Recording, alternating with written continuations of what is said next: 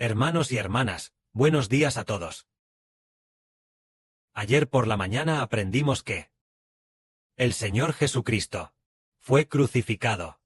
Cuando el Señor Jesucristo estaba siendo crucificado, en el momento en que expiró, el velo del templo se rasgó en dos, lo que significa que Dios rompió el antiguo pacto. Porque el Señor Jesucristo abolió el antiguo pacto y estableció un nuevo pacto. Por lo tanto, Dios abolió el antiguo pacto y estableció el nuevo pacto. Así que esta mañana vamos a continuar desde la crucifixión de Jesús y los acontecimientos posteriores a su sacrificio de vida, para seguir explicando. Después de que el Señor Jesús sacrificara su vida, ese día era el día de la preparación, para evitar que los cuerpos quedaran en la cruz durante la noche. Entonces los judíos fueron a pedirle a Pilato que Pilato hiciera retirar los cuerpos para ser sepultados. En ese momento, 2 soldados vinieron a comprobar si ya habían muerto. Esos 2 soldados llegaron a donde estaban los 2 criminales y vieron que los 2 criminales no habían muerto, así que les quebraron las piernas a los 2 criminales. Al llegar al Señor Cristo, vieron que nuestro Señor Jesús ya estaba muerto, por lo que ya no. Ellos no le quebraron las piernas al Señor, que las piernas del Señor no fueran quebradas. También cumplió exactamente lo que dice la Escritura: no se le quebrará ningún hueso del Cordero. Y también dice: mirarán a mí, a quien traspasaron. Así que nosotros, al ver que a nuestro Señor Jesucristo no se le quebró ningún hueso, sabemos que Él es verdaderamente el Cordero de la Pascua. Y en aquella época, o antes de esa época, las personas crucificadas a menudo solían tener sus huesos quebrados, tal como los que fueron crucificados con Cristo, esos 2 criminales, a quienes les quebraron los huesos. Pero los huesos de nuestro Señor Jesús no fueron quebrados. ¿A qué se debe esto? Resulta que Dios predeterminó que a su Hijo no se le quebraría ningún hueso. Aunque fue asesinado como un criminal, Él era inocente. Era el Hijo de Dios. Por lo tanto, al morir, no se le quebró ningún hueso. En la Biblia hay un pasaje que dice: mirarán a mí, a quien traspasaron. Es decir, mirarán a mí. Lo que significa que aquellos que traspasaron a Cristo, al final también mirarán al Señor. Incluso los que le traspasaron le verán. Así lo profetiza la Biblia. Ahora continuemos viendo. Cuando el Señor murió, después de fallecer, la gente de entonces no le quebró las piernas al Señor, pero uno de los soldados le traspasó el costado con una lanza. En ese momento, al instante salió sangre y agua. El que vio esto ha dado testimonio, y él sabe que su testimonio dice que, después de que Cristo fuera traspasado, fluyó agua y sangre, fluyendo sangre y agua juntas. ¿Qué significa? ¿Por qué cuando fue traspasado, Él ya había muerto, y luego, al ser traspasado, volvió a salir agua y sangre? No solo había sangre, sino que había sangre y agua.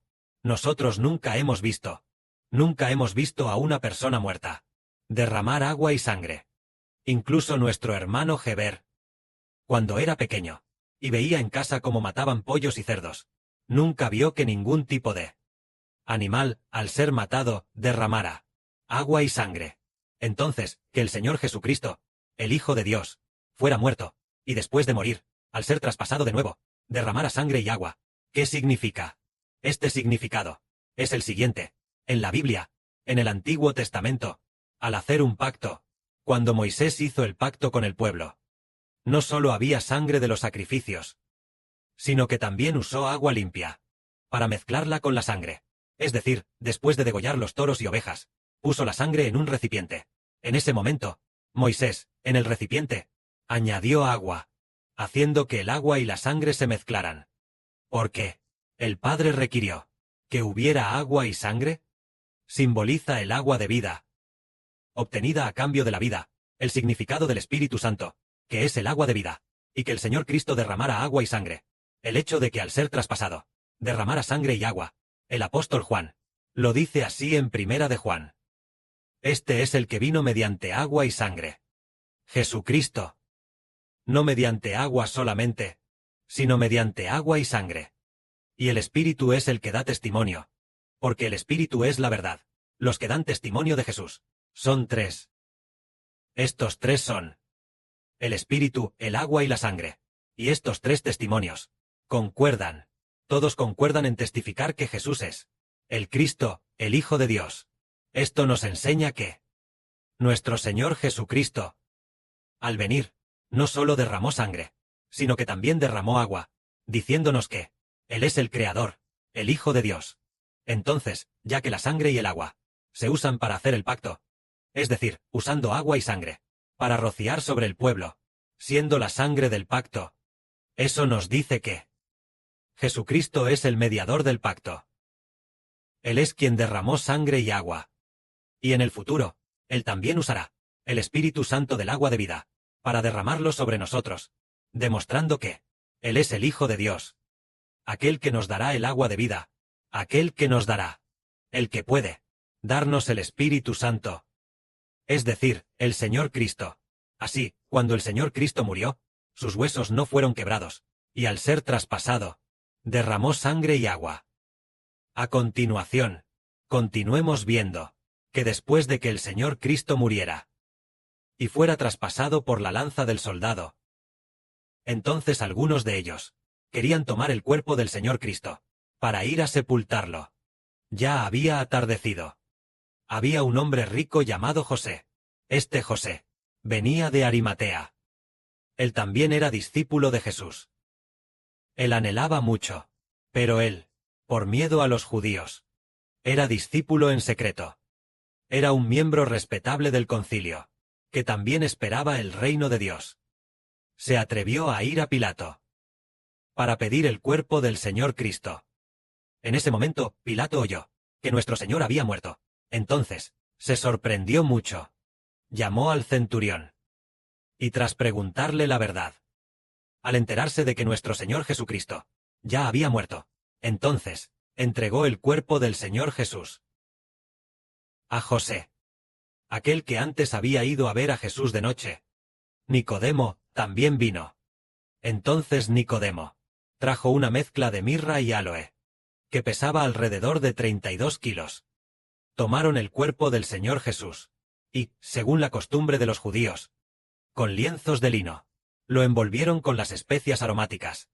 Así lo envolvieron, en el cuerpo del Señor Jesús. En ese momento, pusieron al Señor Jesús y lo sepultaron en aquel Gólgota, en un sepulcro nuevo cercano. Este sepulcro era el propio sepulcro de José, el que José había preparado para sí mismo. Entonces pusieron al Señor Jesús en la tumba y rodaron una gran piedra para tapar la entrada del sepulcro, y luego se marcharon. De esta manera, la muerte del Señor Cristo y su posterior sepultura cumplieron exactamente las palabras del profeta Isaías en la Biblia. Sabemos que el Señor Jesús fue muerto, pero con él, aquellos que fueron crucificados a su lado, después de ser ejecutados, generalmente no recibían una sepultura tan digna. Después de ser ejecutados, es probable que fueran arrojados a alguna fosa y cubiertos con tierra, o que les arrojaran piedras encima, dejándolos simplemente hechos un montón. Pero el Señor Cristo fue sepultado en una tumba tan buena, que se iba a cumplir con esto.